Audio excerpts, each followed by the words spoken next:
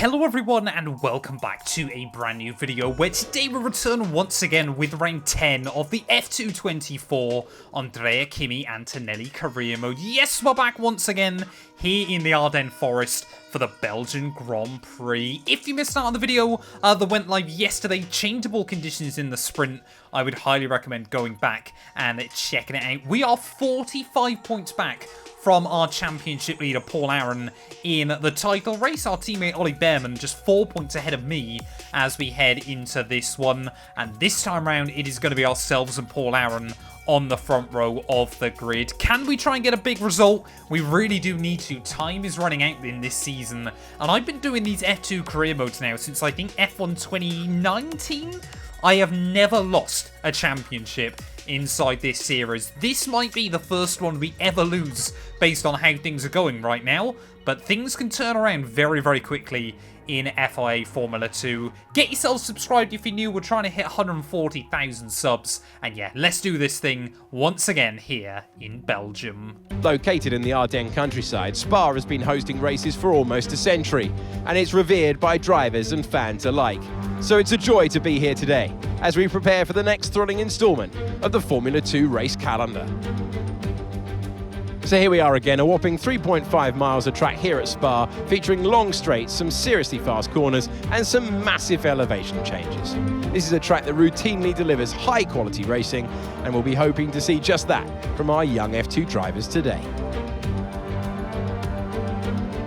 Well then, after an exciting session yesterday, let's take a look at how the cars line up. Paul Aaron lines up on pole position, with Andrea Kimi Antonelli alongside. Looking down the rest of the grid, we have Cordial, Ollie Behrman, Bortoletto, Crawford, Hajar, Colapinto, Dennis Hauger, O'Sullivan, Correa, Kushmini, Victor Martins, Pepe Marti, Fittipaldi, Stanek, Ritomo Miata, Vachon, Barnard, Maloney, Rafael Villagomez. And with lights out just moments away, it's time to go down. Well, here we are then down on the grid once again, and this time around, for the first time in a long time, we have got clear sight ready for turn one. The strategy for this one's going to be interesting. We obviously found out yesterday that soft compound tyres can go quite the distance in this race, so I'm tempted to try and extend that first stint as best as we can. 13 laps ahead of us throughout this feature race today, but trying to stay close to Paul Aaron is going to be critical, and if we can take the points out of him, that would be useful. For some reason, the AI have gone with the alternate strat. It is 5 red lights, and it's going to be lights out, and away we go then, and immediately we should rocket up into the lead there. Paul Aaron has got no answer for that on the softer rubber in towards turn one, and for some reason, every weekend inside this series at the moment, we seem to go with the other strategy to the rest of your runners there. Amory Cordial up into P3, so it is PREMA HITECH PREMA as your top 4 through the first few corners. But we know we have one simple goal early on, and that is try and build up a bit of a buffer at the front of the order. I'm hoping, based on exactly what's happened there off the start, that this ends up being one of the quietest races we ever have, because, yeah, we'll probably have to box slightly earlier than the AI ready for our pit stop. And then hopefully, yeah, we'll have a bit of fresher rubber and then just try and hang on in the second half of the afternoon there as we try and open up that gap on this opening lap. Of course, I'd love it if our teammate, Ollie Behrman as well, was able to get the jump on both of those high-techs. Constructors-wise, we're looking pretty safe. But Amory Cordial returning home to his native Belgium this weekend. He's been a bit of a thorn in our side as well, which has been a bit problematic for us there as down through Blanchemont, Pouon even we go for the first time. I've got no idea why I keep getting Pouon and Blanchemont muddled up now inside this game, but yeah, we've got a 9.5-10 buffer over Aaron. Of course, luckily we have got 2 laps to try and build that gap inside Formula 2. I'm surprised they haven't enabled DRS after lap 1 yet in this series, as making our way out through the exit of Stabilo. Yeah, again, the AI just are ridiculously OP. But occasionally we can try and force the game into allowing us to go for the alternate strategy, but this time around it just flat out recommended it to us. I wonder if it was because we used the softs in the sprint race yesterday that it's kind of got a little bit confused for the rest of the weekend there, but yeah, the advantage over the mediums is not that much. This is one of the very few races on the calendar where you only actually have one stage difference between the two tyre compounds, so that is a little bit peculiar. But we just cannot get the gap over Paul Aaron right now. Purple in Sector 1, purple in Sector 2. Will it be purple through all three sectors? 2:09. You can see, yeah, DRS now enabled, and we have once again claimed fastest lap. Although, yeah, that one I think today is going to be a bit of a lost cause for us, sadly.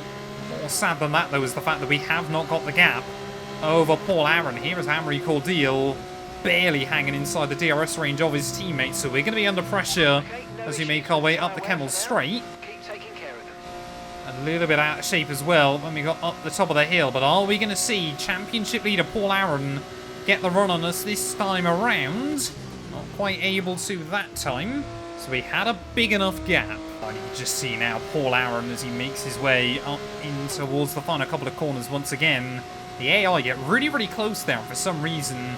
Seem to be blending out even earlier than they were in the sprint race yesterday, but you just cannot quite get the run up the hill in towards those final couple of corners. But this time round, I would assume by the time we get back round in through turn 2, he is going to be right on my gearbox as well there. We seem to have sussed out how to get the power down, though, through that final corner, which I guess is nice. It's also very odd the fact that we haven't even used the medium tyre yet this weekend.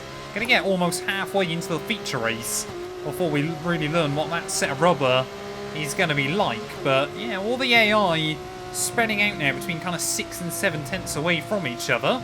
So once again, we'll get a nice run. That time around, Aaron seemingly struggled a little bit more. The gap almost up to 1 second now.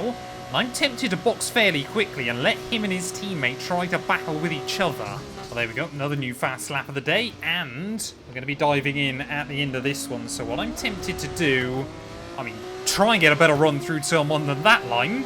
But if we can hang on ahead of Paul Aaron this time, I'm going to really try and back up the pack a bit. Obviously, when I dive in, because I'm hoping what they'll do is that maybe Aaron and Cordial will start going wheel to wheel a bit, maybe have a bit of a slipstream battle up the Kemmel Straight, and that could give us a huge advantage. Obviously, on our undercut there, is here comes Paul Aaron, gaining. Still not quite enough once again. The other thing I'm nervous about, though, of course, is that the second half of the race, the AI are going to be just ridiculously faster than us, I would assume. If you take a bit of a look on the mini-map, there seems to be a gap that has opened up, I think, between Jack Crawford and those two MP Motorsport cars, is trying to get ours dived into the pit lane. Just make sure they don't get done for speeding there. It's actually Bortoletto, sorry, and Crawford is now the leader of that train a little bit further behind. So as we bolt on a set of the mediums to see us through for the rest of the afternoon. Go. Perfect job from you and the crew there, mate. We're delighted with that. I mean, of course, yeah, we should have no issues with being held up in the pit lane or anything like that. And how's my plan just to try and bunch up those HITECHs worked out quite nicely? We'll see Amory Cordial try to get a run on his teammate up the Kemmel Straight. Now, we want to finish the race on this compound. I mean, I'm sure if this was real Formula 2, they would just tell him to, you know, back down and let Paul Aaron still lead this thing, and I think he will still be out in front. But that has worked out beautifully for us. The gap to Rafael Villagomez, just under 13 seconds. So let's see if we can try and carve some of that advantage away as well. Well, looking at the gap then as we get to half distance in this race, it seems like the DRS seems to be the overriding factor for pace here. Tyre wear is pretty much non-existent around this circuit, it feels like. We have taken a bit of time out of Rafael Villagomez, as I would like to try and break into the 159s. Not convinced that would be enough to get us the fastest lap bonus. It would be quite nice to do. But yeah, you can still see at the front, though, they are battling out. That is fantastic news for me. Oh, there we go. Purple through that middle sector as well as Ollie Behrman into the pit lane. Got no idea which one of those HITECHs as well will have joined him here. But yeah, pit stop strategy has been a bit of a weird one so far. And I'm hoping we can just get that couple of second buffer over our teammate. Even if he's a bit quicker in the second half of the race. Hopefully we will try and have enough to hang on here as we put the power down at that final turn. We do set another new personal best. I mean, yeah, if I actually nail the line through turn 1, we might be able to get under that 2-minute mark, as it's Cordeal that's pit. So Paul Aaron then maybe has just been left out there by HITECH. He often likes to go a little bit longer in these races. And look at that, we've got a 4-second gap over the Belgian there. So hopefully he's going to be vulnerable to Ollie Bearman as well when they make their way up the Kemmel Straight. Maybe that's why Paul Aaron didn't want to pit yet, because he knew he would be the one in position to potentially lose the place to Bearman here. So they're going to power their way up towards the top of the hill. We have set another new personal best, but so far today, this strategy working nicely for us. And Bearman, I think he's made the move stick as well, so fantastic news for PREMA. And again, we go purple through that middle sector, and I feel, yeah, you can just see Bearman though. That gap is already starting to come back the other way, so I think, yeah, they're going to obliterate this fastest lap at some point. It would be nice just to try and get that first sub 2 minute on the board though this weekend, as everybody else at the front of the order is going to peel into the pit lane. On the anchors at the 100-meter board there, try and just tip it in nice gently, little bit ragged through the first part, but we'll get the throttle down through the second. And oh, 2-minute point 1. Keep this up. Well done. Super close to breaking that barrier, but not quite enough just yet. Now, all eyes are going to be on the timing screens. 4 laps to go of this race. And Bearman, I mean, I think he's already ahead of Paul Aaron. So Paul Aaron has really lost out in all of this. He's going to be out behind Gabriel Bortoletto. And I don't think he's even held on to the DRS. No, he hasn't. So Paul Aaron then has really lost out in all of this going on. He might still be able to get back to the UNI Virtuosi car before the end of this. But Paul Aaron is absolutely crumbled trying to extend that first stint. Oh, there we go. Jack Crawford dips into those sub 2 minute lap times as well then. So the AI, yeah, they have been able to set a better lap than I would. Not that I was really expecting it to be any difference. We've got a good AI balance, I feel like, excluding one-shot qualifying in this series. But yeah, the big question as well though is for poor Ollie Bearman at the moment seems locked into battling with Amri Cordeal. Paul Aaron has got back in the range of Gabriele Bortoletto as well. So I think we're going to see some battles behind us towards the end of the afternoon, as there goes Cordeal again. Would love, I'm sure, for a podium at his home race. Aaron makes lighter work of, well, what used to be one of our championship rivals in the Brazilian as well. But is he going to be able to get back to Bearman and Cordeal before this race is done and dusted? Oh, we've got yellows. We've got yellows. Someone a bit further back seems to be having issues, as Paul Aaron sets new fastest lap of the day. The fastest lap of the race. Can't quite see what it is. I think it might be one of the AIX cars, perhaps. Nope, it's the ART of Victor Martins. Second weekend in a row that car has gone pop, and Mechachrome once again will be left to answer even more questions.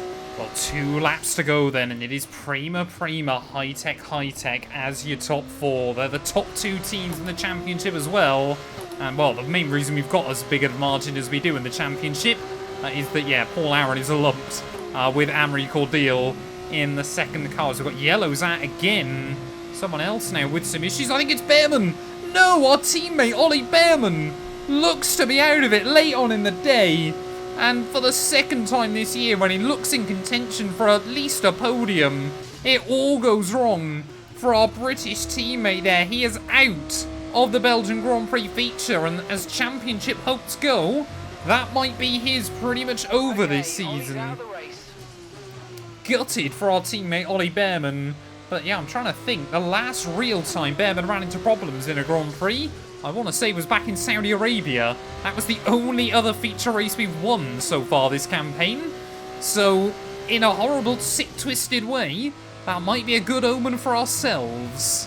One more lap to go then, although Paul Aaron maybe didn't get the strategy he needed, he has been able to make it work, and now he's going to be right up behind his teammate Amri Cordeal as they start the last lap of this Grand Prix. We've just gone purple through the final sector, so there's an annoying little part of me that still believes we could try and reclaim that fastest lap by the end of this, because I think Paul Aaron is probably going to reclaim P2 of his teammate as well. They're in HITECH. This is going to be a really, really good weekend for them in terms of the championship points in the Constructors, because they're going to make big, big gains on us there. As are we going to see Cordeal really put himself before the team on this final lap, or is he going to let his teammate Paul Aaron through? I don't think he gets much say on it, to be completely honest, and Paul Aaron will move back up then into P2 here on the final lap. It is going to be your top two in the championship that finished 1 and 2 today, but are we going to pull away 8 points from the Estonian, or are we only going to grab 6 more there? This fastest lap, we went green through Sector 1.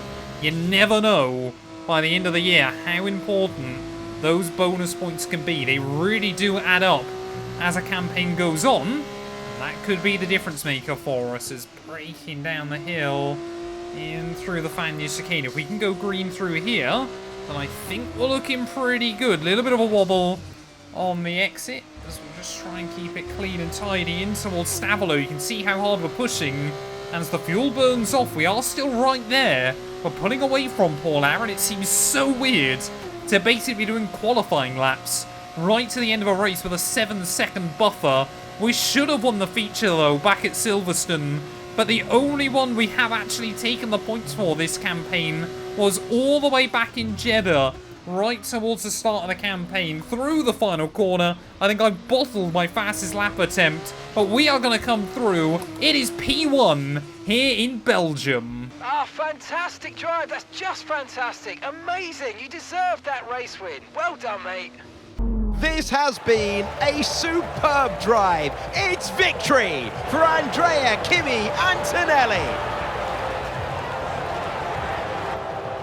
When life feeds you lemons, drive like that. Awesome stuff to come back from what was a really difficult start to the race.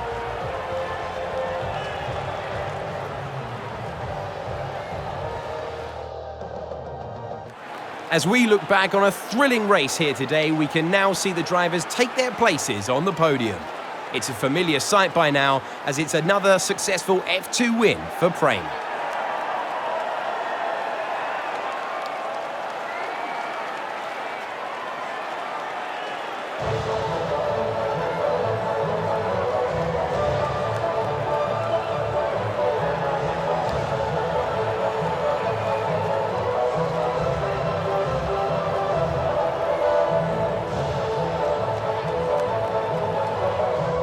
There we go then. We take home the full 25 points from the feature race here in Belgium. Paul Aaron, though, that fastest lap, we did actually improve on the last one, but we were still 2 tenths away, so I think had we nailed the bus stop, it could have been very, very close there. HITECH get a double podium with Amaury Cordial. The one weekend he's really delivered this season. I'm sure he wanted it to be his home race there. Dirksen in 4th ahead of Bortoletto, Hajar, Crawford, O'Sullivan, and then those 2 MP Motorsport cars rounding out your top 10. Heartbreak for our teammate Ollie Behrman, joining Victor Martins on the sidelines when that one is all said and done. And not too sure what happened to Zane Maloney to end up 15 seconds away from anybody else come the checkered flag. What does that do, though, to our championship? Well, it means now it's pretty much instantly turned into a 2-horse race. Paul Aaron, a 39-point lead at the top of the table. We need to take 10 points out of him a weekend on average between now and the end of the campaign.